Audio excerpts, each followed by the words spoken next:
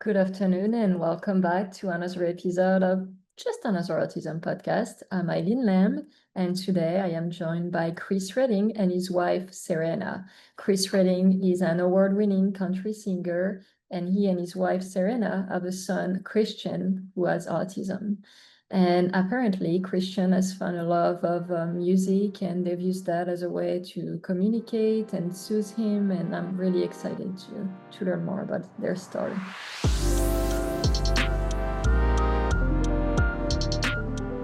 Thank you for joining me today. Thank you for Hey, having us. thanks for having us. I'm happy to be here. It's a pleasure. So, why don't you guys tell us a little bit about Christian, your son, and his autism diagnosis? You want to start? I'll start. So our son Christian, he's currently 6 years old, about to be 7 in August. He was diagnosed with autism at the age of 2, and we started that journey about a year out from there. So around when he was 1, we started to notice some things that were a little concerning to us. Mainly, he had had some words as a 1-year-old, and then we noticed that he was no longer saying those words. And then we started to notice some other things. And so we started with, talking to our pediatrician about, his words and not speaking as much as he should be at his age. And that really just led us down a year-long journey of, getting a diagnosis and learning about, autism. And so at 2, he was diagnosed. And I would say, like, during that diagnosis, that's when, like, our whole world kind of changed. We pursued the diagnosis for about a year, but it's still, the day that we got the diagnosis, it was like I had, it was like I was hearing it for the first time, and it just kind of like, I would say, like, a wave kind of just washed over me, and I just, had to sit with it. And after that, we kind of just, as a family, decided that we were gonna learn as much as we could about it, learn as much as we could about Christian, and just get to work and helping him as much as we could and supporting him. Yep. What was the longest part of getting the diagnosis? You said it took a year to get the diagnosis. Was it learning about it, or was it like the wait list was long? What was it? I would probably say it was actually hearing from the neurologist, like, getting to that point where, we actually get the referral and really hearing the official diagnosis. There's actually a lot of hurdles for parents to receive that diagnosis. Mhm. And it's one of the reasons what really sparks us as advocates to point people in the right direction. Because once you get that diagnosis, or even leading up to that diagnosis, it's just kind of like, okay, this is a whole new world for me. Where do I begin? So what's Christian like now? Like, has he made any progress? Can he say a few words? What therapy do you do? Like, can you tell us more? Yeah, I think there's a video that Chris literally just posted, I think, like a couple weeks ago, where Christian is in the studio with him, and he's like, he says, "Say hi," and Christian goes, "Hi, hi."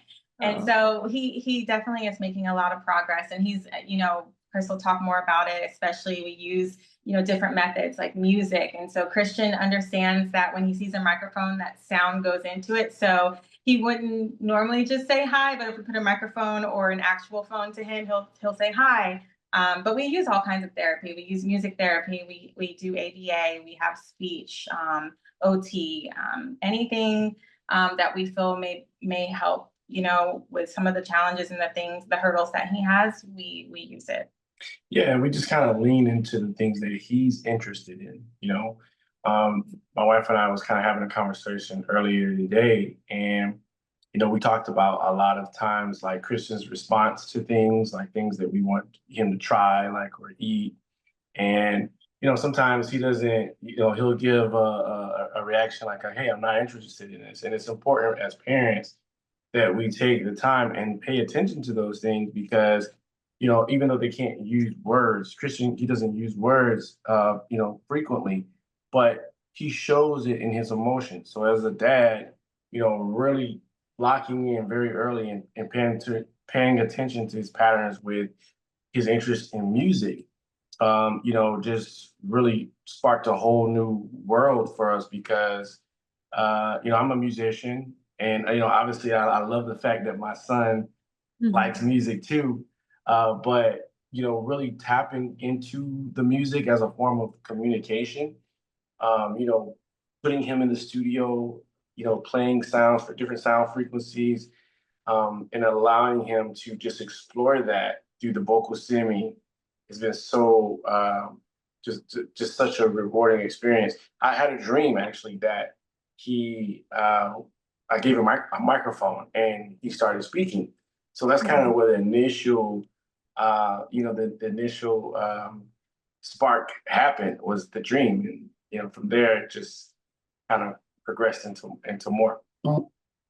And he just said his first words in a microphone. So, Yes, Yes. yes. Yes. so what else did you notice? Since he's nonverbal, what behaviors, what signs did you notice that he was into music? Was it just that he seemed happy around the music? You said like he was vocal steaming more when you were using music around him? Yeah. So we started to notice like we'll take a ride in the car and then we'll play like jazz music, and then we'll take a look back and he's like bobbing his head. He's like having a good time, and then we started to notice like even when he had things like meltdowns and he was upset when we played music, it would just bring this calmness over. And Wow. so it really just grabbed our attention of like, maybe we should expose him more into music and maybe this may be a thing for him. And you know, once I started to incorporate him in the actual creating of the musical process, he really I started to see more communication from him as far as like more of the signing, more of the expression of like the things that he wants and more eye contact. And all those things are great. Those are great signs because it's sort of a way that I tapped into his world and he kind of came into my world and we sort of met in the middle. That's incredible. Yeah, yeah. I mean, we're talking about all the positive things, and that's great, but I know there are a lot of challenges parenting a child with autism. So how do you, here, Serena, why don't you start? Like, is there something about Chris that gives you strength when you're having a hard day? And Chris, same question back to you. I would say just knowing that, I have a partner that's in it with me and who understands, you know, we both kind of have an understanding of what we're going through together. When I first met Chris, he would tell me all the time, because he also grew up, with an ADHD diagnosis and also synesthesia. And so he would tell me before we even had kids, we would talk a lot about his experiences in school and experiences in, other settings, whether it be church or, with his peers, and some of the challenges that he had to overcome, dealing with ADHD and being neurodivergent. And I didn't quite understand at the time, but once we had children, it is comforting to know that I have a partner that, he didn't grow up with autism, so his experiences will be different than Christian, but somewhat he did experience like, sometimes not being accepted or not people not understanding the way that he thinks. And so sometimes I lean on him to kind of understand like what some of those experiences will be like for Christian. Yeah, and it's having Serena as a partner has been awesome. I mean, she's phenomenal. Just the support, when you really take a step back and see her like go into mommy mode and like, you know, Mm. like real mama bear, like, watching over Christian and just like um, making sure that he has all of the resources. It's a full-time job for, any parent, just to make sure they have the right access and the right resources. And it sparked, I think, both of us are sort of like entrepreneurs by nature, but it really sparked a conversation of like, what about other people that are out there that don't know where to start, or that, are missing these resources. And I watched Serena, start our nonprofit, our foundation, to help other parents that are just like us, that are learning this thing, and that are, experiencing this journey. And it's just amazing to see her, um, just blossom into this person that is not only advocating and helping for our family, but other families as well. Tell me about that organization you started. Yeah, so it's the St. Ellis Autism Foundation. And like Chris said, it started, just from our experiences as parents, just trying to get resources and trying to understand, who our son is and what it means to be neurodivergent and autistic. And so, when after Christian got diagnosed, I started, once you are aware of something, then you become more kind of hypersensitive to it. And so I just noticed that we were, going to playgrounds and functions, and I would always just meet someone and they'd be like, yeah, my child is not saying so many words or this. And I'm not a doctor, so I don't go out giving diagnosis, but I do help point people in the right direction. I'll say, maybe try speech therapist or this neurologist that I know, and maybe they can help with that. So it kind of just fell in our lap with just like these opportunities. And then when Chris started with the music, with his album Visions of Sounds, and he produced it, it really, he got a lot of attention from creating that album. And that really opened more doors for us to advocate on larger stages. And so, we went last year to Argentina, and we were there at the National Congress of Argentina, speaking to parents of neurodivergent children about our experience and their experiences, and had the opportunity to speak on other stages as well. And so it's just been it's been incredible. It's something that we want to continue to do and make a bigger impact, and meet more people, because I think it's just, there's power in community, and learning from each other. Yeah, I love that in your platform. Yeah, go ahead. Thank you. Yeah, and Autism Speaks has been a great partner and resource as well. Just last year, I headlined a performance in Pasadena at the Rose Bowl Stadium with Autism Speaks, and it was just a real privilege and honor just to go out there and just communicate with parents, other individuals on the spectrum, and share, my story, hear their stories, and just, tap into community. That's what it's all about. And now you're part of Autism Speaks Team 20, so even more opportunities. Yes. So excited. And Chris, you mentioned, or one of you mentioned that, Chris, you had synesthesia. Did I hear that right? Yeah, so I have ADHD and synesthesia. So actually, when I hear music, I see colors and sort of pictures in the sounds. So, and that's kind of hint the album title, Visions of Sounds. That's incredible. I've met a couple of people with synesthesia, and it sounds like such a surreal experience for someone who doesn't have that. Yeah. When did you first notice that it wasn't? Oh, very early on. I thought it was something that, most people experience until I found out that, like, it's not. But yeah, just playing music very early, it was just the vivid colors and pictures that I would see,